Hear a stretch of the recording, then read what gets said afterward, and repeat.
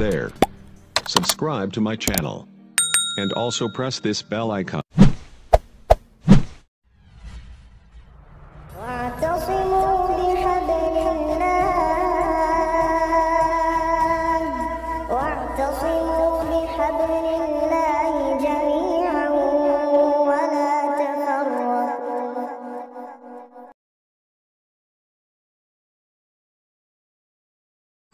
Assalamualaikum warahmatullahi wabarakatuh. Bismillahi alhamdulillah.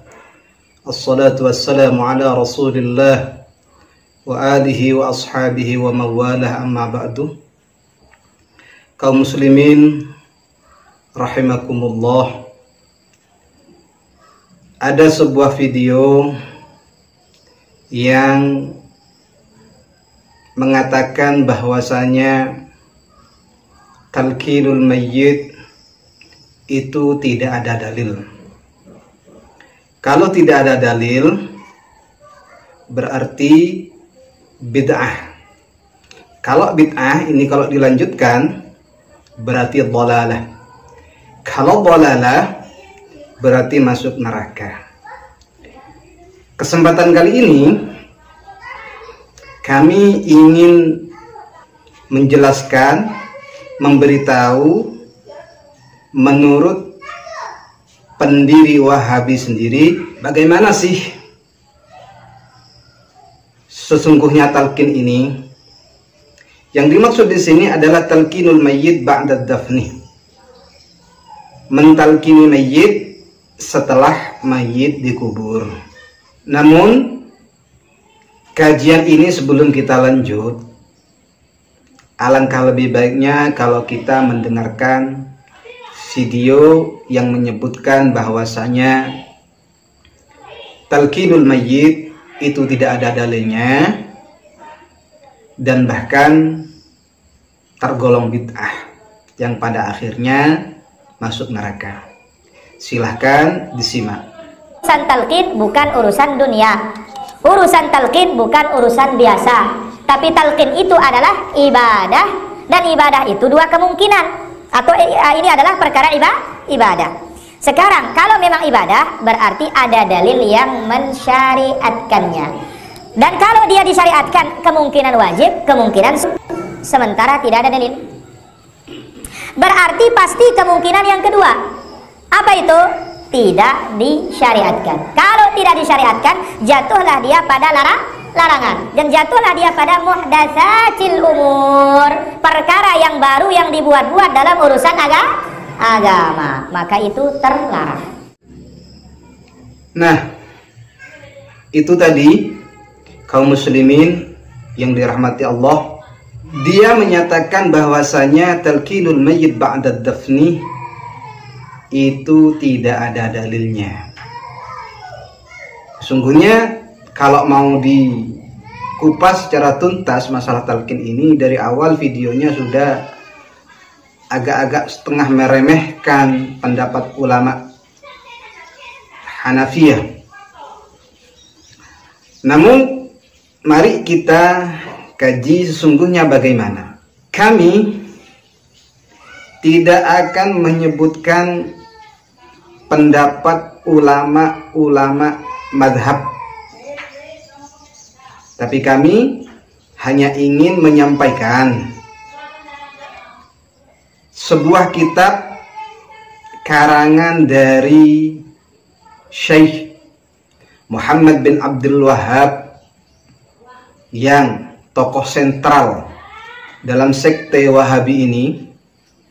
Beliau dalam kitabnya Ahkam Tamannil Maut, beliau menjelaskan, wa akhrajat Tabrani fil Kabir wa Ibnu Mundhir an Abi Umamah an Rasulillah sallallahu alaihi wasallam qala idza mata ahadun min ikhwanikum fasawaytum at-taraba alaihi falyakum ahadukum ala ra'si qabrih. Syekh Abdul Wahhab dalam kitabnya Ahkam Tamannil Maut, beliau menukil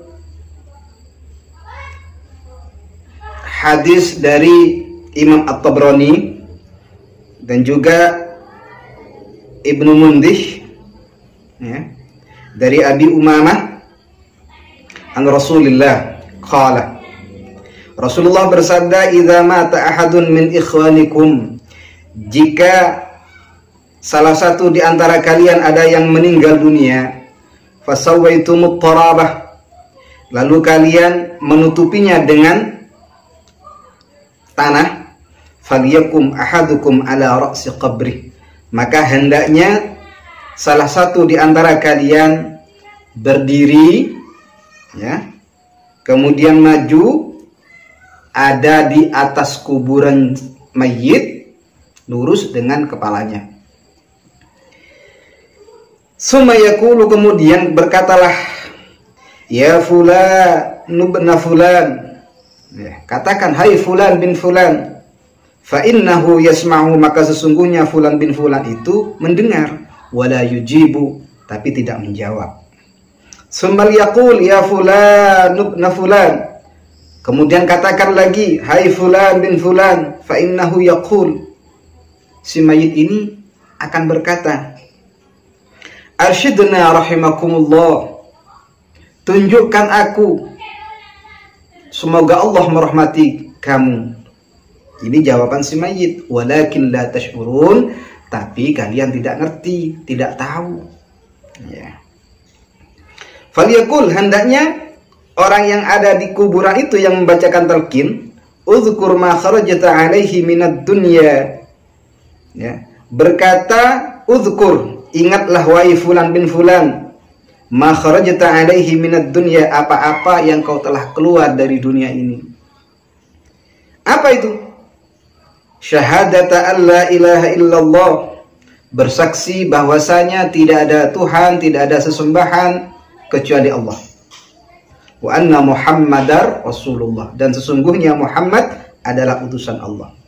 Wa annaka radita, dan sesungguhnya engkau radita billahi rabba, ridha kepada Allah sebagai Tuhanmu, sebagai Rabbmu, wa bil islami dinan, dan Islam agamamu, wa bi Muhammadin nabiyya, dan Muhammad adalah nabimu, wa bil Qur'ani imaman, dan dengan Al-Qur'an sebagai imam. Ini dalam kitab Ahkamu Tamannil Maut karya Syekh Raisul Akbar Wahhabiyah.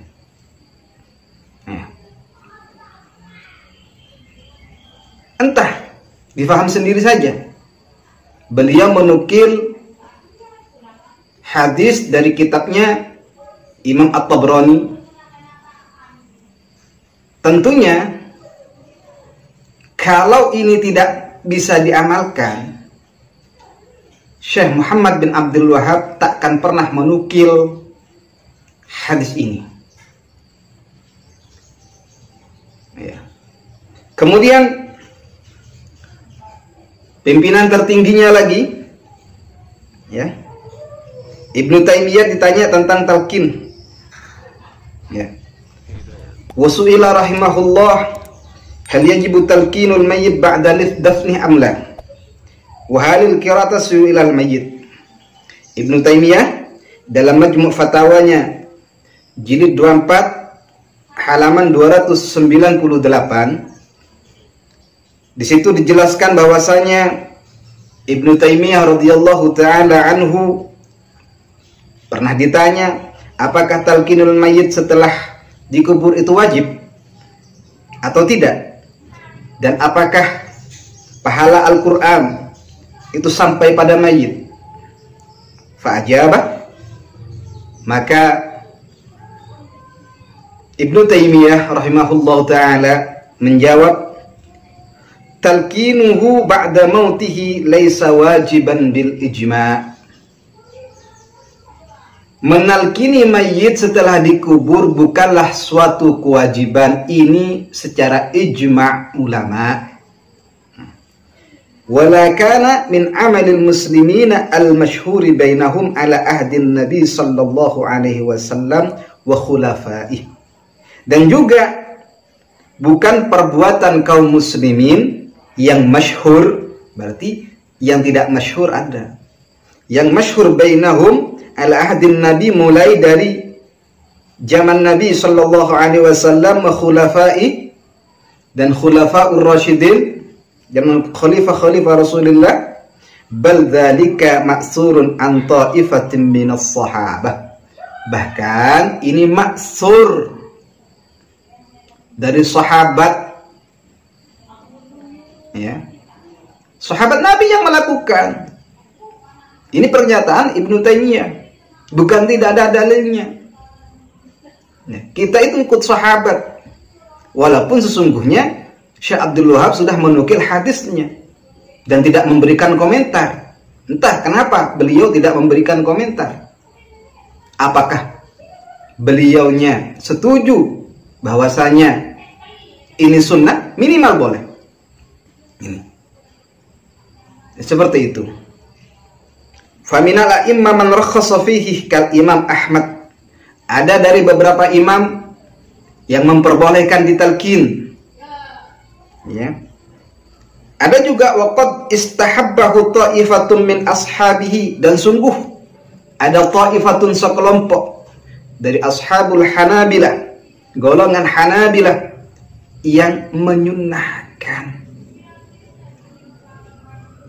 Ya. Wa ashabis Syafi'i, dan juga ashabus Syafi'i. Ini ada yang menyunnahkan juga. Ini.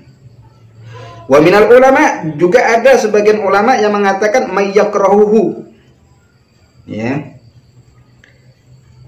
yang memakruhkan, li'tiqadihi annahu bid'ah, ya, bahwasanya talqinul mayyit ini adalah bid'ah, tapi makruh, bukan haram. Ya. Oleh karenanya beliau Ibnu Taimiyah mengatakan fal aqwal fihi salasatun. Maka pendapat tentang talqin ini ada 3 pendapat. Yang pertama kata Ibnu Taimiyah al-istihbab, sunnah. Karena dalilnya ada, sebagaimana disebutkan oleh Ibnu Taimiyah ma'surun minas sahabah. Kemudian kata Syekh Abdul Wahab, beliau menukil ini. Kemudian yang kedua, wal karahah, makruh, bukan haram. Ya. Dan tidak ada hukum bid'ah. Wal karahah. Ya. Wal ibahah. Yang ketiga, mubah. Jadi hukumnya 3. Bisa sunnah, bisa makruh, bisa mubah. Tergantung ulamanya yang berpendapat. Tapi kalau bid'ah itu tidak ada. Bahkan beliau berkata wa hadza a'dalul aqwal, dan inilah pendapat yang paling adil dalam memutuskan masalah. Tidak seperti Ustaz tadi yang mengatakan tidak ada dalilnya, bid'ah. Tapi buktinya Syekhul Islam Ibnu Taimiyah mengatakan ada dalilnya, maksurun minas sahabah. Bahkan Syekh Abdul Wahab mengatakan ada dalam kitabnya Ahkam Tamannil Maut. Silakan dicek. Dan dalam masalah ini Taimiyah bukan hanya ini saja, banyak fatwanya. Ya. Yang saya sebutkan itu tadi Majmu' Fatawa jilid 24 nomor 298. Juga sebelumnya 27 juga ada. Tapi tidak penting. Cukup ini saja. Bahwasanya Syekh Muhammad bin Abdul Wahab menjelaskan dalam kitabnya, menyebutkan tentang talqin. Entah diterima atau tidak oleh pengikutnya, terserah. Itu hak kalian. Bahkan Ibnu Taimiyah dalam Majmu' Fatawanya juga menjelaskan dalilnya, bahkan pendapatnya beliau mengatakan yang paling adil dalam pendapat masalah talqin itu 3 pendapat. Sunnah, makruh, mubah. Tidak ada bid'ah. Bid'ah itu bukan hukum. Bid'ah itu bukan hukum. Yang menghukumi bid'ah itu orang nggak tahu hukum. Hukum itu cuma 5. Ya halal, haram, makruh, sunnah, mubah. Kaum muslimin yang dirahmati Allah, kiranya cukup sekian ulasan kami. Silahkan dinilai sendiri siapa sesungguhnya yang paling adil dalam memutuskan masalah, apa Syekhul Islam Ibn Taimiyah dan Syekh Muhammad bin Abdul Wahab sebagai Raisul Akbarnya kaum Wahabi, atau sang Ustadz Wahabi ini. Silahkan dinilai sendiri. Kiranya cukup. Wallahul muwaffiq ila aqwamit thoriq. Assalamualaikum warahmatullahi wabarakatuh.